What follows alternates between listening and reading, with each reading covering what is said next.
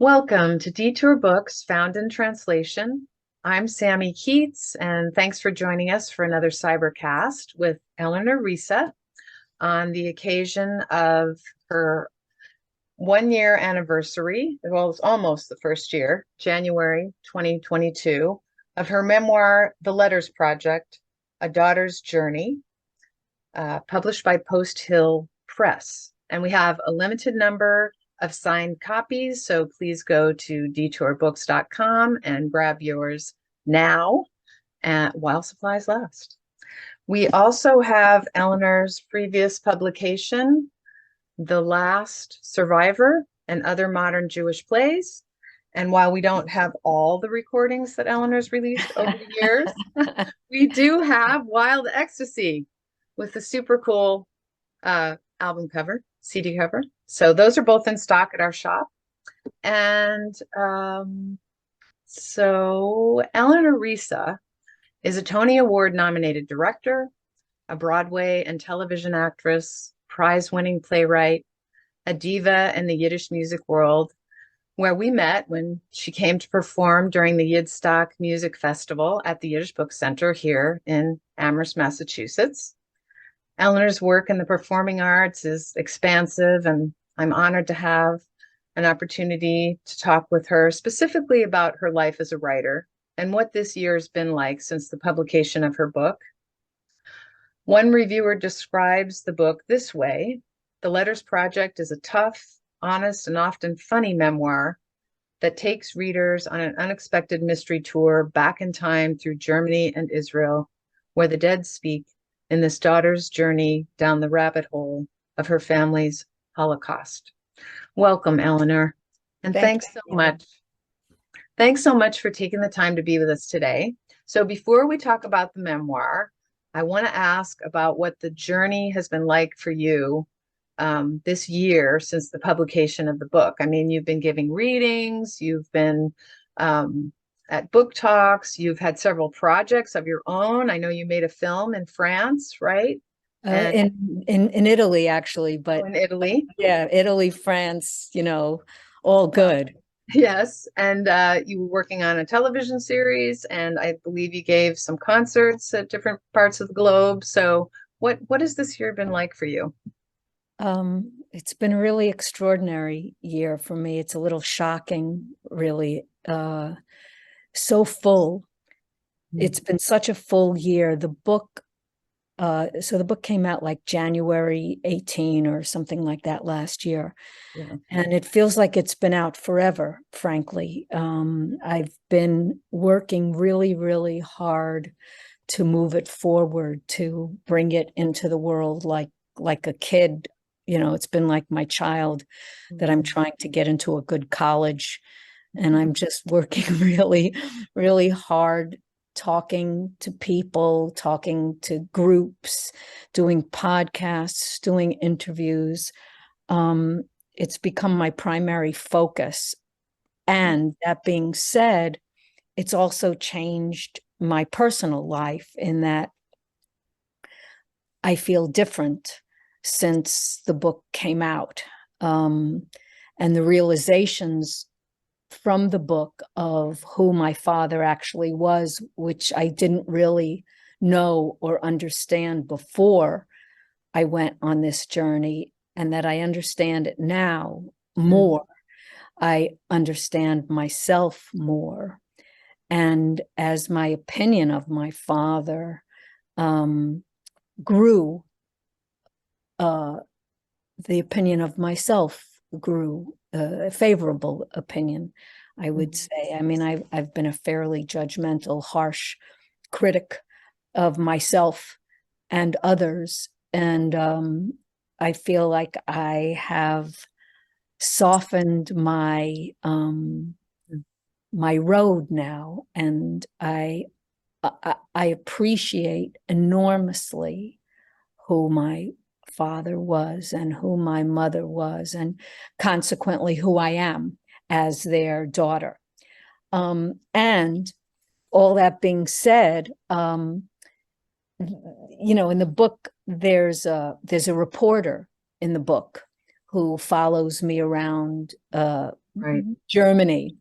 And of course, me being me, I don't like her when I first meet her.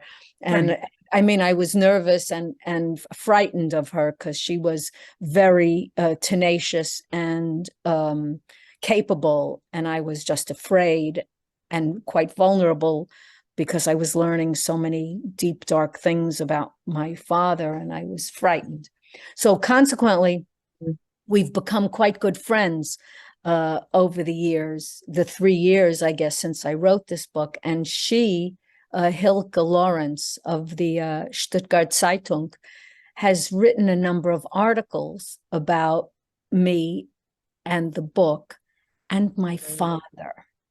Mm. So my father all of a sudden has some visibility, Mm. and his life, there's a bit of a light shined on his life that didn't exist before. He just, and part of the whole idea of the book was that he not go gentle into this good night, that he he had a hard, horrible life. And he was of value, and he did have a purpose. And so to see him actually in the world again, and to speak with people who ask about him and know him now and say his name, um, is extremely rewarding to me. And, as the final PS, uh, I have a German passport now, if you can Saw imagine that. the irony.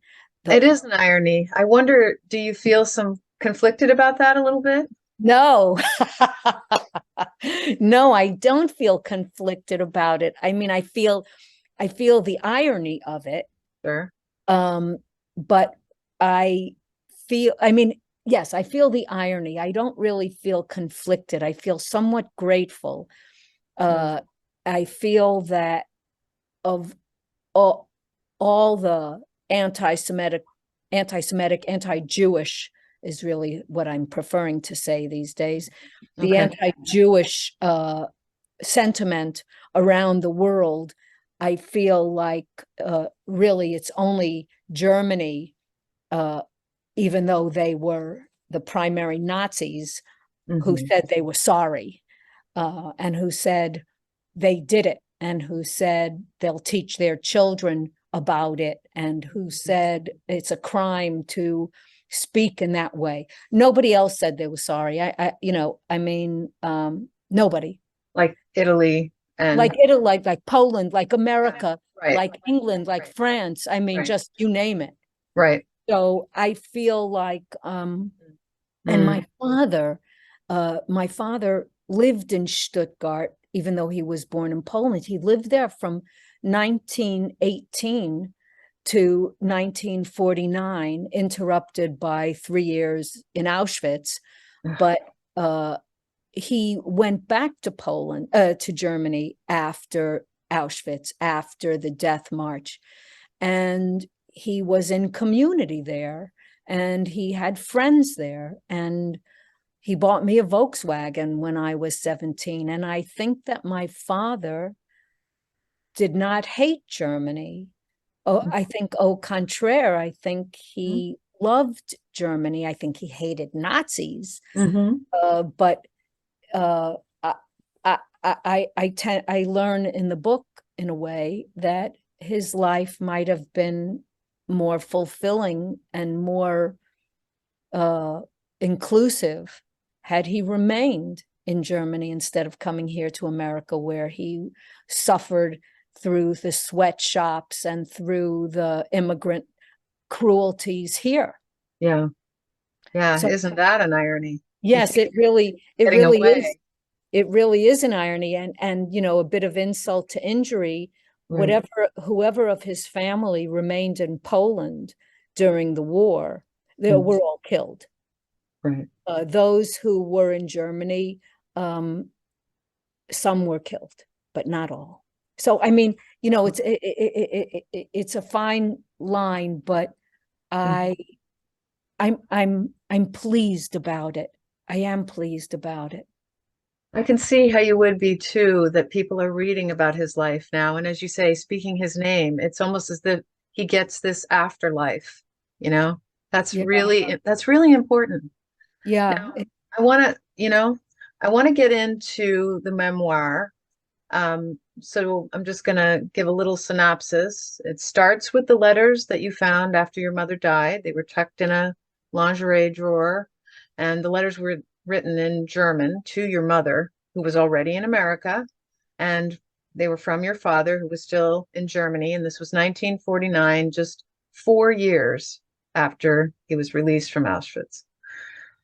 And I want to say, you kept these letters in a kind of limbo of memory.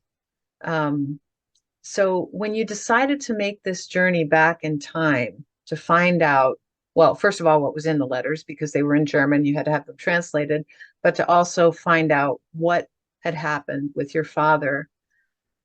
And, there was a big gap in years. You found the letters at your mother's death in 1986, and then it was, am I remembering correctly, 2018? Yeah. Yeah. So, so what prompted you on this quest? Yeah. I mean, I let those letters languish in the drawer for like 30 years. And I looked at them and put them back. And Mhm. it's, I guess sometimes things are meant to be the way they are. I was doing a play on Broadway, Indecent, and I had some extra dough for starters. And Mhm. also the the creators of Indecent had been working on this play for 10 years at least, and I just felt myself somewhat entitled to, in the positive sense, to take a look at these letters and for goodness sakes try to translate them. Mhm. But and one might say, well, what was the big deal? I mean, well, it was a big deal. I mean, there were 56 letters, and they were letters that were on legal size stationery, and every inch of the letter on both sides was written. There was writing upside down and around the corners. I mean, it was Mhm. an enormous undertaking, plus it was someone's handwriting. So it was not a simple task. I mean, it was one that I found easy to put back in the drawer, frankly. And Mhm. so with this accumulation of money-ish, and Mhm. also I was the same age as my mother when she was last on Earth. It just seemed like, go ahead and, come on, you just Right. try, see what's in there. And Right. that was how it was. And so you've written about this in the part of the book that starts at time to leave. Would you like to read that part of the book? Sure, sure. You know, I talk to myself a lot, uh, Mm. and out loud and in writing. And so in a way, the book is to myself, Mm. but it's also to everybody.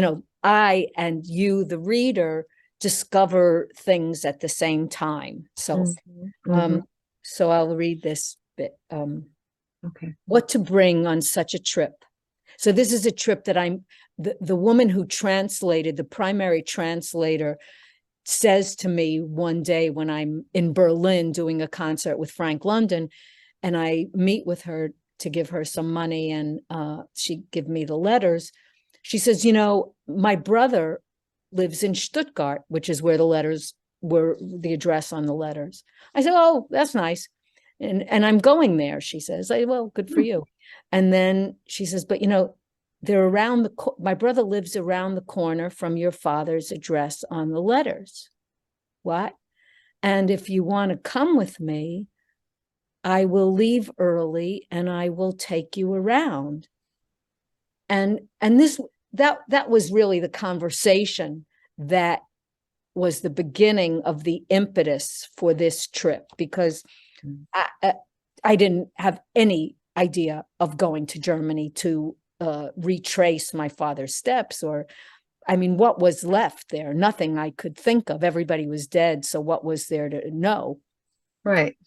And so I decided after a lot of soul searching to go. And this is Mm. the chapter about that. Sorry, I don't have Okay. good light here, but um, what to bring on such a trip.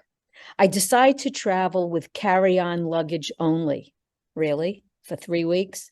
I tell myself that I want to do as little schlepping as possible. I remind myself over and over that people do wash clothes in their hotel rooms. Plus, I usually wear the same schmatas every day anyway. Please let me pack light, I say to myself as though there were two of us traveling, but I don't. In my defense, I'm going to two different continents with entirely different climates. Still, there must be some way to do it, I tell myself. What's the word I'm looking for? Oh, yeah, layering. I also need to think about what to bring. I try to remind myself, what is the point of the trip? Why in the world am I going? I stop and think, what are you doing, Eleanor? Mm. Here's what I come up with time and time again. My parents have been dead for more than half of my life, more than 35 years. That's a long time to be without parents, without people who know you and know where you come from, and without the unconditional love that only they could give. I miss them. I want to see them, be with them. That's why I'm going. I'm going to be where they were, where they lived, worked, made love, where they walked and wept and starved and froze. Maybe somehow I will see them, meet them there, find clues even after 65 years. Maybe.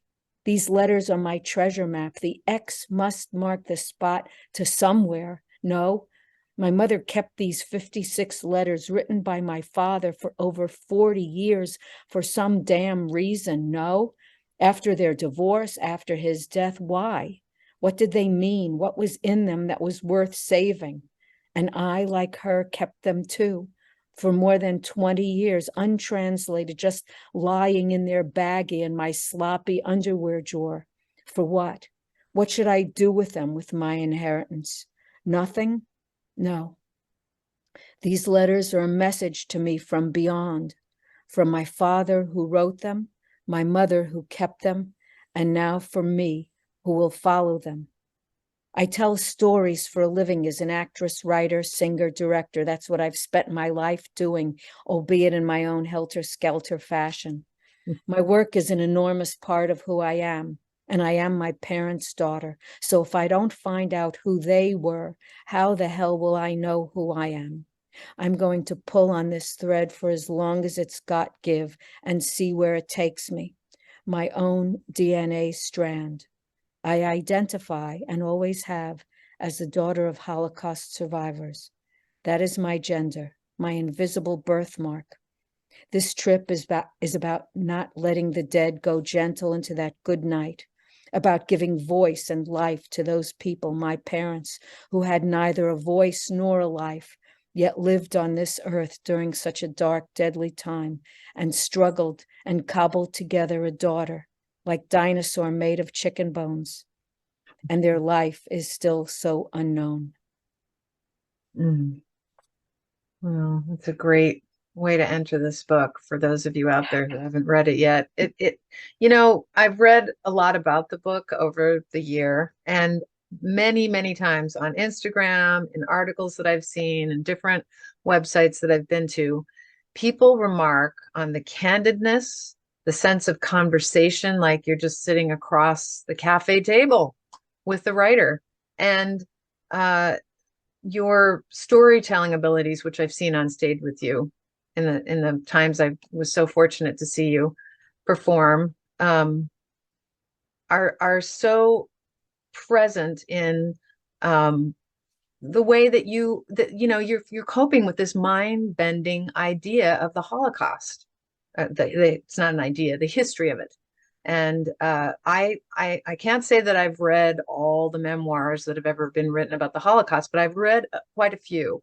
And I've never read one that was so candid and that made me laugh and that made me feel like there's life after, this sense of that we're carrying on. And not only are we living, but you are bringing the story of your parents forward as well. And they have a new life now within this memoir.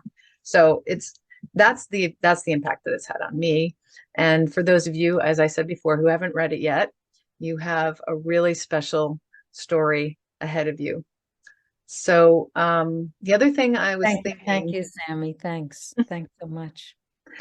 sure, you've really come full circle with aspects of what you found out about your family.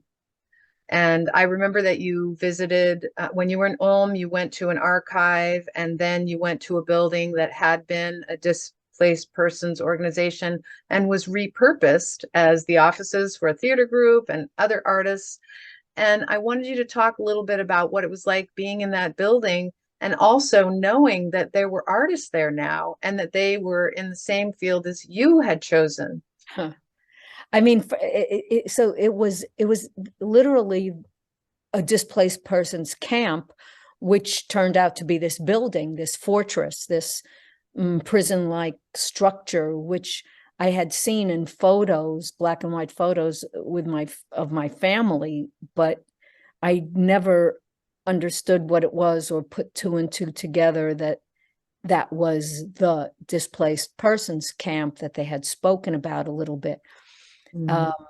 And Yeva Lapsker, who was my primary translator, and so she, whose brother lived in Stuttgart around the corner from my father, Right. she met me in Ulm, and we found this displaced persons camp and went to it. And we wound up in the book, there are a couple of photos of my family in front of this structure. Mhm. And there we were, Yeva and I, and she took a photo of me, a few actually, standing in the same spot that they stood. and and it was quite a shock to me to be there. I didn't know where we were going. I mean, when the archive place in Ulm said, well, yes, the displaced person camp is up that way, and we found it. It was not what I expected to see, and it was what I had seen all my life without knowing what it was. Right. And it was a cold winter. It was a freezing cold winter day, and Mm. it was very. And at that point, that was day one of the 4 days we were going to be in Germany. That was day one, and at that point, I thought to myself, well, I'm done. I've come here to see this, and now I've seen it. And, thank you, Lord, for bringing me here. Thank you. And then we went to see if we could get into the building. And from the front of it, it was a Monday, and it was locked. But there were flags and things. It turns out that it was a museum of some kind, but we walked around the back and there were doors that were open. And so we walked into this dark, cavernous place, not really knowing what was what. And then at a certain point, the lights popped open and these young men came out of a room. And it turned out that they were part of a theater company, and the building had been repurposed and housed art groups, which was interesting because indeed that was how I began my career in the theater as a kind of off Broadway art group participant. And when we asked them if they knew what this building was, they did not. They did not know. Before they didn't know the history. No, they did not know the history. So that was somewhat interesting ish. But then when they left, then we were now inside what felt like, the belly of a whale.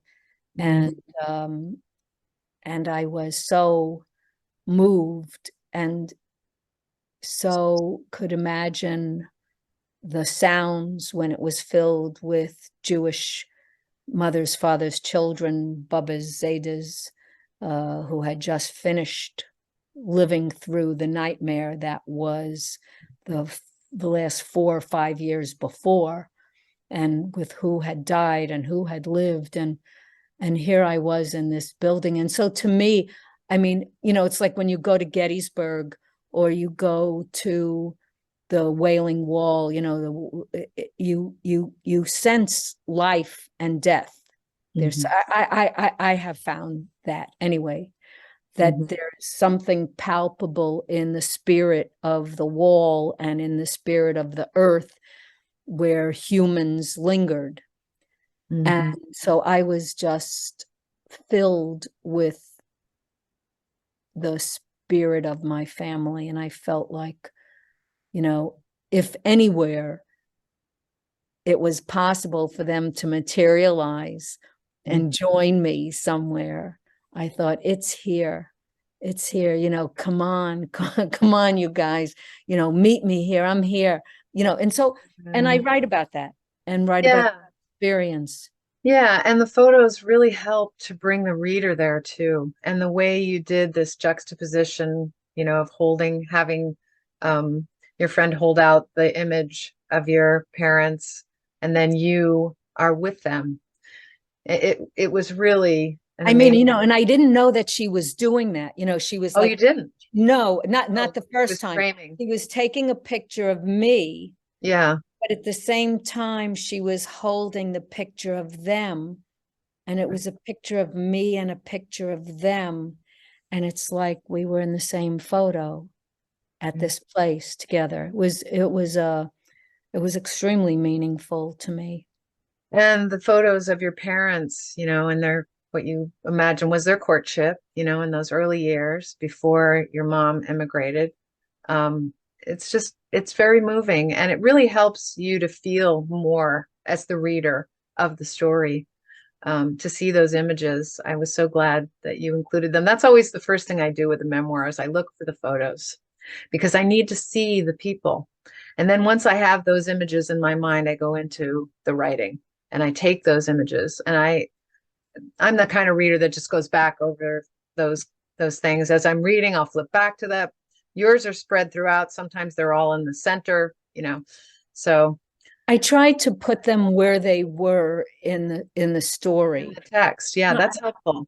and I tried to put them without captions.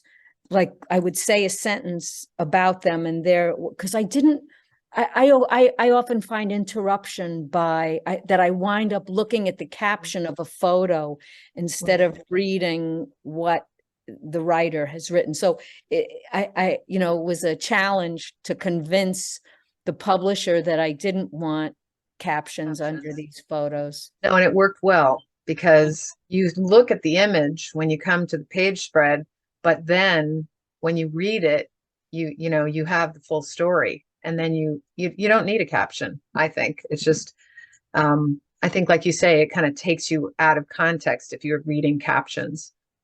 So it worked well. Thank Towards you. the end of the book, you write about your reflections on what you've learned. So will you read the takeaway for us? Absolutely. And it is yeah, it's the takeaway. Mm, It's been more than 2 years since I was in Germany. Before I went there, I knew nothing. Now I know a little bit more than nothing, but still not everything. The darkness that has been with me all of my days is clearer now, more defined, based on facts rather than shapeless shadows. The sources of my sorrow are labeled and filed and have a beginning, although not an end. That will die when I die. There is also a reawakened paranoia. My senses are more alert to nationalism and bigotry. mm, The sound of marching boots and the smoke in the distance make me wonder about packing my bags and where and when to flee if the bastards get too close again. What means too close? I'm witnessing history mutate and repeat. So soon? Here are my takeaways. I'm certain, even though I'm not a scientist and even though I've done little research, that my own rage, of which there is plenty, and my existential fear and consciousness of death, and my sarcasm and greed and empathy, all these things and more come directly from the womb in which I was born. My genes contain the chromosomes of memory, their memory, my parents' memory, inherited trauma. The chromosomes remember the years of starvation, the years of freezing, the years of beatings, the constant flinching, waiting for the next blow, preparing for the pain, the trauma of being whipped on the block, the hiding and the smoking and the clipping of hair and sleeping on the wooden shoes, and the being secretive and being wily and being scared to death and scared of death. My radar is locked onto the stink of anti-Semitism and racism, as well as the cruel arbitrariness of extermination. A simple turn to the right or left can hasten the end, or can equal the end. How can you ever be careful enough? That's one part of this takeaway, the part about me, about how and who I am and why. Is my anger and irreverence a bit more understood now? Forgiven? Gosh, I hope so. But there's something else, something I've been holding inside for these 2 years, waiting for this moment to say, here and now. I will repeat these words again and again until the very end of my days. My father and the others who lived and died during that time in that place were not survivors. No, I reject that term. Those people did not survive. Dogs survive, cows survive. What those people did, all of them, not just the ones in the ghettos or the forests or the basements or the camps, was fight. They were fighters. Whether they lived or were killed, they fought. With every molecule of their breath and brain and brawn, they fought to live. With all of their might and their heart and prayers and selflessness and selfishness and guns and books and pens and bread. They were Holocaust fighters, not survivors. In the cattle cars up the chimneys, in the attics, tunnels, and sewers, they fought for their lives, for our lives, for my life. I am not the child of Holocaust survivors. No, I reject that passive, minimizing, head-bowing term. My father never bowed down his head. He said, well, why should I? Why should we? Words count. I, Eleanor Reissa Schlüsselberg, am the daughter of Holocaust fighters, courageous humans who fought the devil like hell for life to the death. Can you imagine if the world had called them Holocaust fighters? To have been the daughter of fighters rather than the daughter of survivors, I would have been Supergirl, for goodness sake, strong and proud rather than an ashamed, hidden light. What is the daughter of a survivor entitled to? Nothing, not a thing. Whatever I had was more than I needed and way more than they had. It was all gravy. My life was gravy, and that was enough. But the daughter of a fighter, what is the daughter of a fighter entitled to? Everything, every damn thing. They fought for a full, rich, worthy life, and anything less is to spit in their sweet, loving faces. That is my inheritance. Eleanor Reissa, thank you so much for joining us. The Letters Project will always be a part of our core curation here at Detour Books. And thank you so much for joining us, everyone. We'll see you next time. Thanks so much, Sammy. You're welcome. Thank you so much.